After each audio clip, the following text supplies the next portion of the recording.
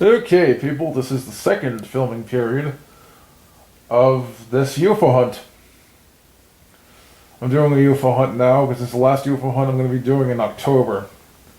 A couple days before Halloween. Doing it right now because I can get away with it. So, in the last part of this UFO hunt, I talked about things that aren't related to paranormal reality per se, but might get in the way of paranormal reality later. Which is bad. One of those things is a storm coming in tonight, which prevents me from being able to review the footage of this UFO hunt tonight. So I may have to do it tomorrow night or the night after. It's a pretty bad storm. It's going to have really, really high wind gusts, and there could be some power outages caused by it. So I don't know what's going to happen.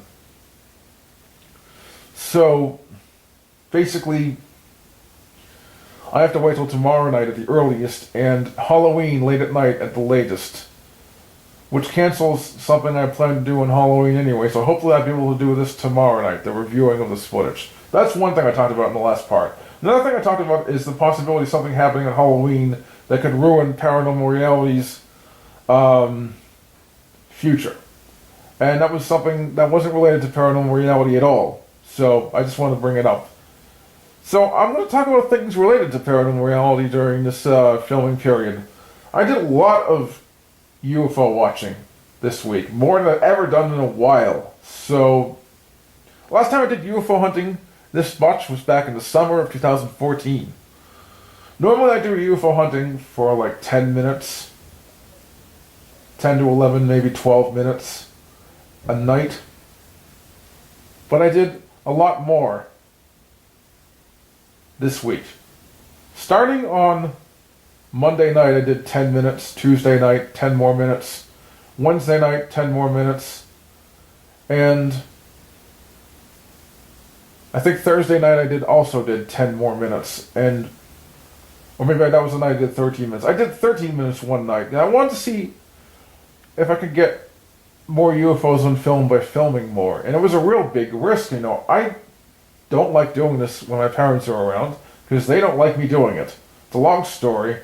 I got in trouble for doing one of these things once, a UFO hunt, ages ago. It's a long story. I got it canceled, so I had to wait till the next Sunday to do it, and it was really bad. So they don't like me doing this. So getting away with the UFO filming I did this week was really hard to do. One night I had to do 23 minutes of footage.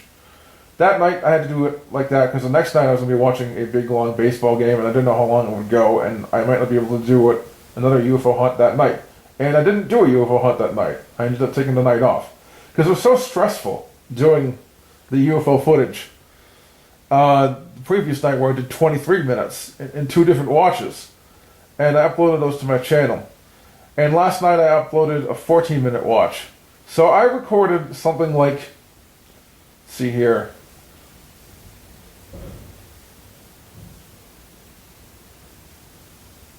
77 minutes of footage this week. Way more than I normally would get.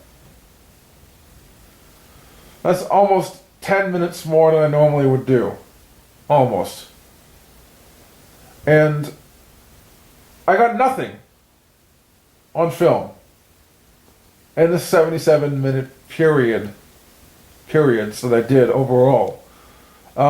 I just didn't get anything. I mean, I filmed for 77 minutes in a week and got nothing, people. So that was really annoying, because I wanted to get something. I filmed more to try to see if I could get more things on camera. But it didn't seem to work. So, yeah. That was basically a huge disappointment in terms of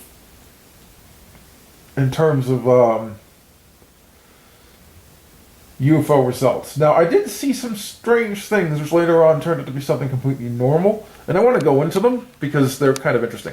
One of them was a light, which I saw down here or so, move around. Now, I don't know what it was at first, and I thought it may be like a ghost, maybe, or something at first. But then when I looked at the footage closer, because I was seeing it on the camera screen, and I thought it was a ghost and couldn't tell that something else was on the screen later on. I looked at it on my computer monitor, and I noticed there was a car moving in, and there was just reflections of the car's headlights and taillights causing this effect. So it wasn't a ghost, but I thought it was a ghost at first. So that was the weirdest thing I saw, and it was completely mundane. So I didn't see a single UFO during this 7-day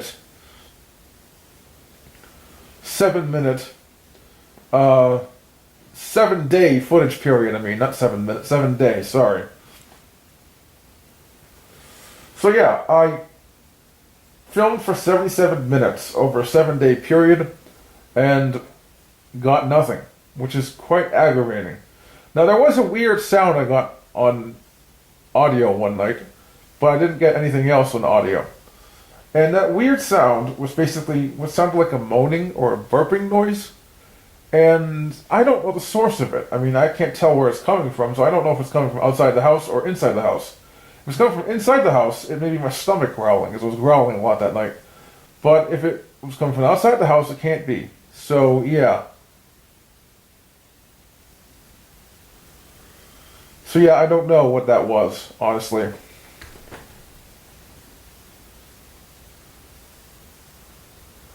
So I'm hoping to catch some UFO evidence on film tonight during this UFO hunt, because I didn't get UFO evidence at all during this week at all, minus the UFO hunt last Sunday, which I got a really cool bit of UFO footage during that. I want to explain what that UFO was like, the one I saw last Sunday. Well, it was moving through the trees around here, and it was moving very erratically. And it was like moving almost like an insect was. The only problem was it was no insect. It was above the trees, and it was really far away, and it was glowing. Insects don't glow. So it can't be an insect. It was totally silent, so it can't be a plane or a helicopter. I don't know what it was, honestly. It was a strange object. I saw it on film right around here last Sunday.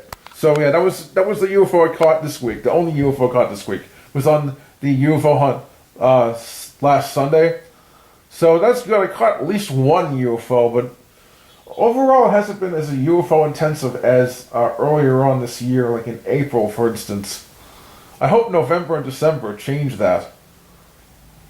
But last December I didn't see too many UFOs, so I don't know. Not seeing a lot of UFOs is quite normal, by the way. I usually don't see that many. I usually don't see that many people, so...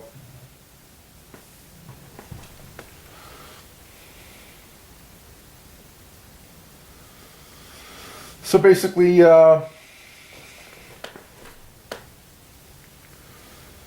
I don't really usually see that many UFOs in a period of like a week. Sometimes it's been kind of strange. I've seen 2 UFOs in 1 week. Like earlier in April this year, I did see 2 UFOs in 1 week. I don't know what it was, people, but there were some strange things happening this week that I thought were paranormal but weren't. But I'm not sure about them, and I didn't see any UFOs during the night watches, which is really bad. I expect UFOs to show up at night when I film. And another thing I want to talk about is the quality of the footage this week wasn't particularly good. I couldn't see the trees in half of them. If I could see the trees, I could just barely notice they were there.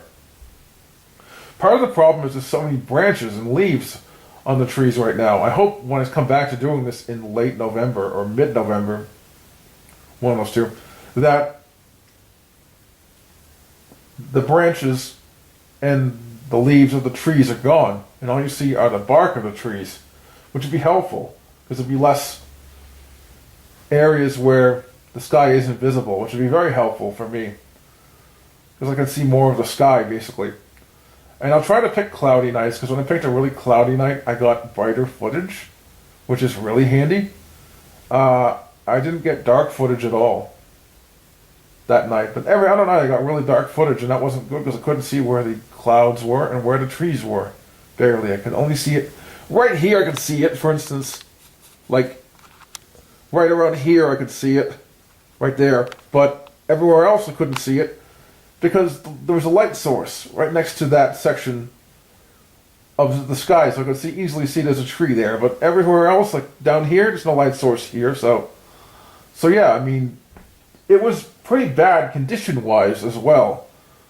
And I didn't notice any UFOs. And it's really difficult to notice the one kind of UFO I expect to see a lot. That's the flasher UFO. Because unless you're looking at a certain part of the sky for a certain time period, you won't see them. So if you're not looking at the right right part of the sky at the right time, you won't see it at all. So it's kind of hard to notice that kind of UFO. So that kind of UFO is something I've got a few footage pieces of, but they're kind of hard to notice.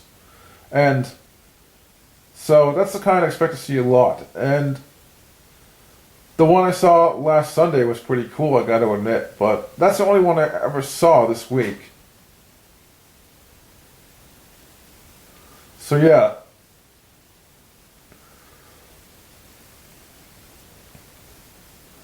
Sorry, that's the only one I saw this week. I didn't mean to say ever saw. But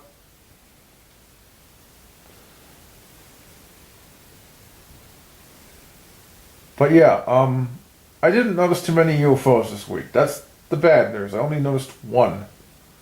And I wanted to notice more, but I didn't film for as long as I could have been filming for, I think.